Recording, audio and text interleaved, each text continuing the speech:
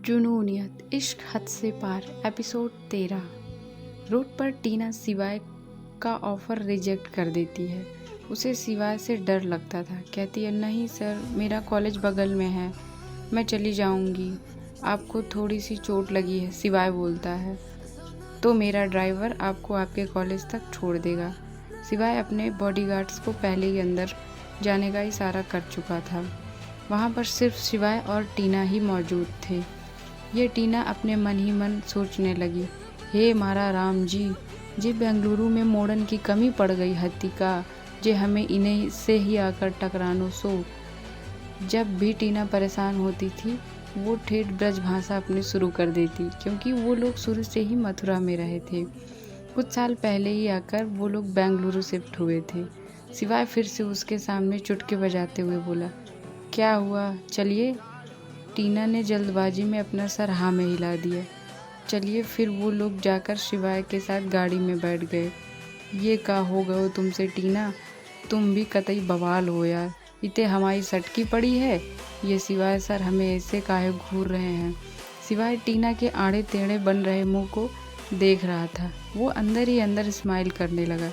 हल्की सी स्माइल उसके होठों पर छा गई थी, जिसे टीना भी देख चुकी थी। अब इते काहे इतना हंसी आ रही है। तभी सिवाय की आवाज़ उसके कानों में पड़ती है, आपका कॉलेज आ गया। टीना हड़बड़ा गई। सिवाय फिर से बोलता है, आपका कॉलेज आ गया मिस। यह सुनकर टीना जी सर बोलकर वहाँ से चली जाती है और उनको थैंक यू भी बोलती है। शिवाय को थैंक यू बोलकर टीना वहाँ से निकल गई। शिवाय भी उसे जाता हुआ देखकर मुस्कुरा उठा। पागल लड़की। सिवाय के ड्राइवर ने जब ये देखा तो वो चौंक गया।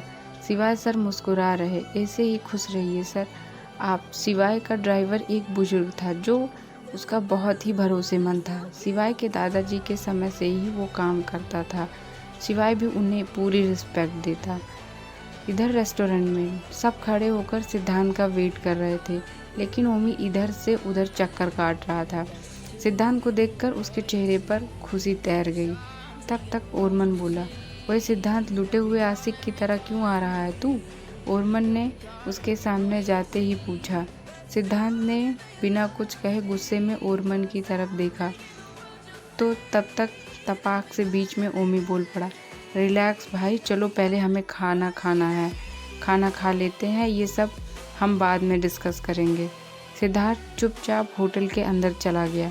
सीढ़ियाँ चढ़ते हुए वो ऊपर के फ्लोर पर जा ही रहा था कि उसके कानों में किसी के हंसी के खिलखिलाने की आवाज़ पड़ी। वो वहीं अपनी जगह पर खड़ा हो गया। इस बार ओरियन ने पूछा, अब क्या हुआ? जो उसके ठीक पीछे चल रहा था। यूँ बीच में रुक जाने की वजह से वो सिद्धार्थ से जा टकराया था। सिद्धार्थ ने गुस्से में कहा, नहीं, पहले तू ही घुस ले, फिर मैं बताऊंगा क्या हुआ। अबे तू मेरे आगे आगे चल रहा था और फिर चलते चलते रुक जाता है, तो क्या मैं अचानक से सीढ़ियों से नीचे कूद जाऊं या फिर सुपरमैन बनकर ऊपर की तरफ उड़ जाऊं? मुझे तो तुझसे टकराना ही पड़ेगा ना। और वैसे भी जब से तू आया है तो पता नहीं तेरा ध्यान किधर है, कुछ पूछो तो बताता भी नहीं है। सिद्धार्थ खड़ा वहीं था, पर उसका पूरा ध्यान पहले फ्लोर पर अटका हुआ था। ओमी दोनों को शांत कराते हुए बोला, चलो भाई, तुम लोग लड़कर अपना पेट भरो, मैं तो जा रहा हूँ क्योंकि मुझे बहुत ज़ोरों की भूख लगी है। सब लोग एक टेबल पर जाकर बैठ जाते हैं। इधर अद्विक, आहान, अथर्व और सैल्वन उस आदमी को पकड़ चुके थे जिसने उनके एक आदमी को टपका दिया था। अद्विक इन सब में बहुत ही ज़्यादा माहिर था। उसकी नज़र चील की तरह तेज, कान एकदम शेर की तरह थे। वो उसे बुरी तरह से पीट चुका था, इतना कि वो आदमी मरने की कगार पर आ गया था। उसने माफ़ी मांगते हुए कहा, हमें माफ़ कर दीजिए सर।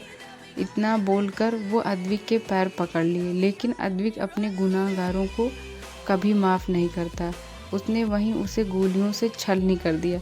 अथर्व, आहान, सेल्वन बड़े ही आराम से बैठकर ये सब इतना ड्रामा देख रहे थे जैसे कोई मूवी चल रही हो और हीरो विलन को उसके किए की सज़ा दे रहा हो। इधर टीना और मीरा दोनों कॉलेज की कैंटीन में बैठकर लंच कर रही थी। दोनों बहनें खूब हंसी ठिठोली कर रही थी। तभी मीरा के चेहरे पर घबराहट और गुस्से के मिले जुले भाव आते हैं। जब तक वो पीछे मुड़कर देखती, उसे अपने कंधे पर किसी का हाथ महसूस होता है।